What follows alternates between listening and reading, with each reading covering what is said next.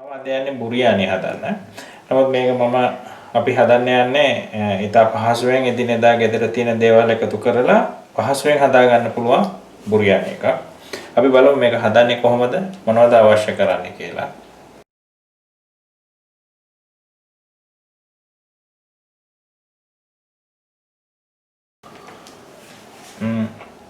මම ගත්තා බීලුණු මේ වගේ කොටු කපා ගත්ත ග්‍රෑම් 150ක්. මම කරපිංච කෙනිති 6ක් විතර ගත්තා. දෙහි භාගයක් ගත්තා. එළවලු තෙල් මිලිලිටර් 50ක් ගත්තා. ml 50ක්.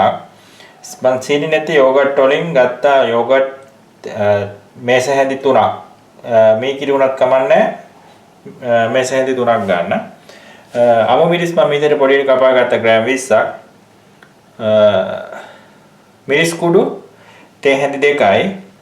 3-5 කුඩු ග්‍රෑම් 25යි. ඊට අමතරව තව ගත්තා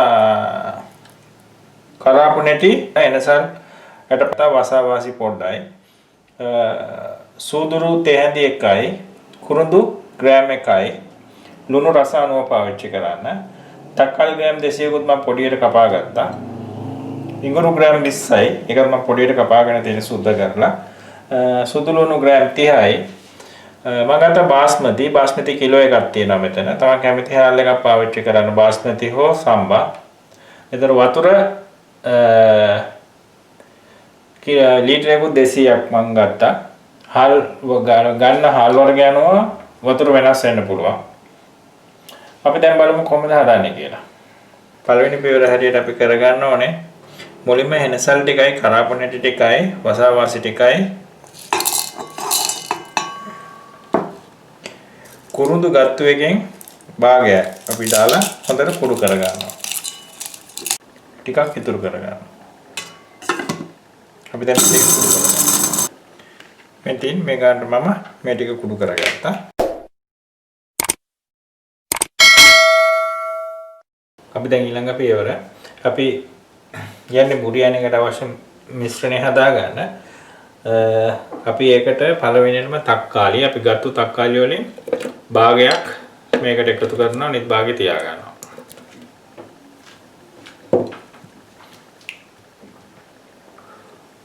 ලුණුත් අපි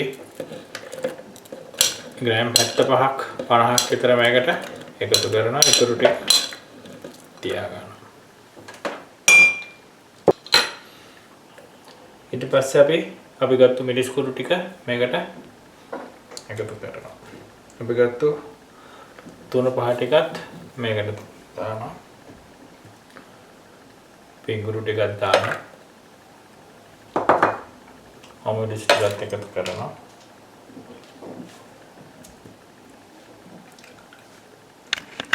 මම මුලින් එකතු කරලා තියෙන්නේ මේ සුදු ලුණු. දැන් මම ඉඟුරු ටික එකතු කරනවා. ඊළඟට මම ලුණු තේ හැන්දක් එකතු කරනවා.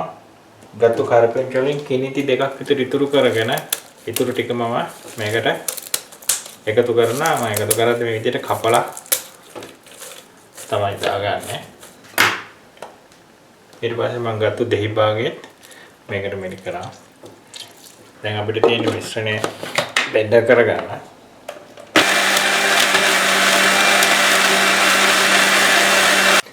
මම දැන් මිශ්‍රණය භාගයට බෙන්ඩ් කරගෙන තියෙන්නේ. ඊට පස්සේ මම එකතු කරනවා අපි ගත්තු කහ වලින් භාගයක්. භාගයනේ 3 කාලම්ම මම දානවා ටිකක් ඉතුරු කර ගන්නවා.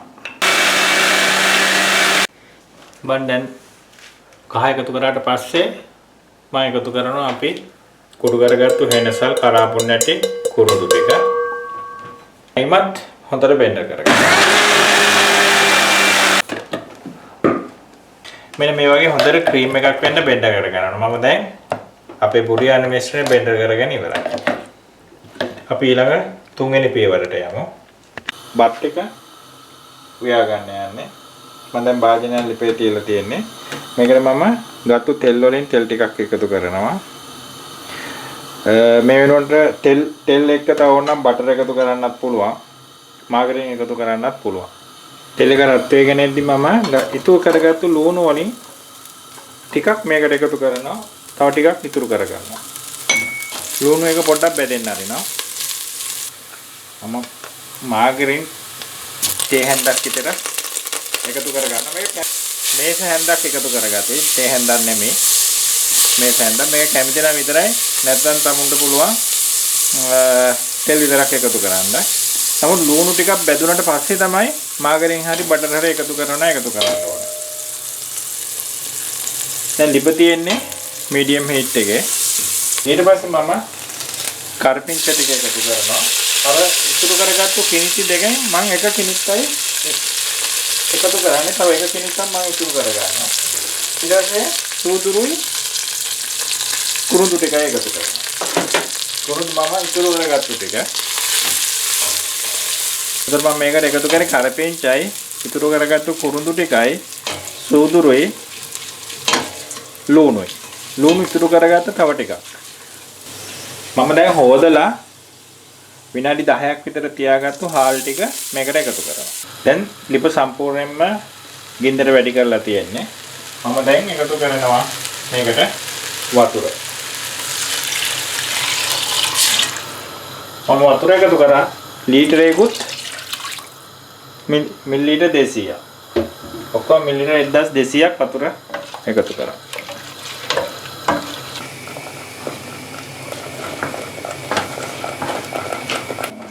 දැන් බත් එකත් ඉදිලා තියෙන්නේ. දැන් ලිප ලෝ හීට් එකට අඩු කරලා අපි තව විනාඩි කිහිපයක් තියාගමු. පොඩි වතුර ගතියක් තියෙනවා. දැන් බත් එකත් හරි මම ලිප ඕෆ් කරලා තියෙන්නේ.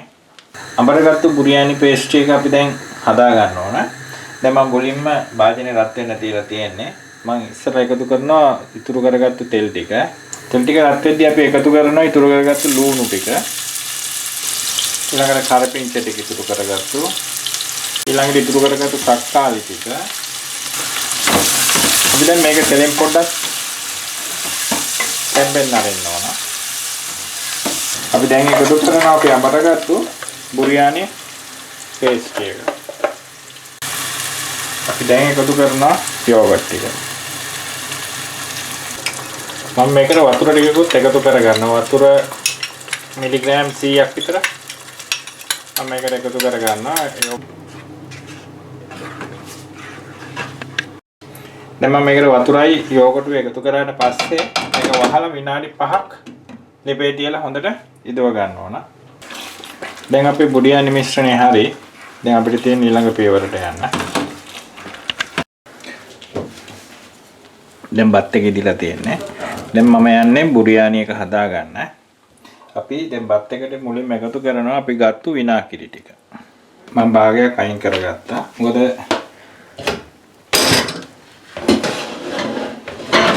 බුරියානි මිශ්‍රණය කලවම් කරගන්න අයින් කරේ. අපි දැන් මේකට බුරියානි මිශ්‍රණය එකතු කරනවා. වලඳේ තියෙන භාගයට එකතු කරලා ඒකට එකතු කරපු ටික කලවම් කර ගන්නවා. නැත්නම් හරියට මික්ස් වෙන්නේ නැහැ. මේක හරියට මික්ස් කරගන්න ඕනේ. අපි අයින් කරපු ඉතුරු බත් ටික මේ බත් එකේ උඩට දා ගන්නවා. දාන මේකත් හොඳට කලවම් කර ගන්නවා. දැන් මගේ බුරියානි එක හදලා ඉවරයි. ඔකට බුරියානි මිශ්‍රණය මේකට එකතු කරලා බත් එකත් එක්ක කලවම් කරද්දී මිශ්‍රණය ටික ටික එකතු කරලා බත් එක පොඩි කරගන්න නැතුව කලවම් කරගන්න. මේ වගේ මේ තියෙන මගේ බුරියානි එක. ඉතින් අපි මේක හැදුවේ ගෙදර තියෙන එදිනෙදා තියෙන දේවල් එකතු කරලා. ඉතින් හොඳ රසට තියෙනවා. ඔකටත් හදලා බලන්න. රස බලන්න. මගේ YouTube channel එකට subscribe කරගන්න. like එකකුත් දාන්න. අපි එනම් අලුත් වීඩියෝ එකකින් ආයිමත් හම්බෙමු.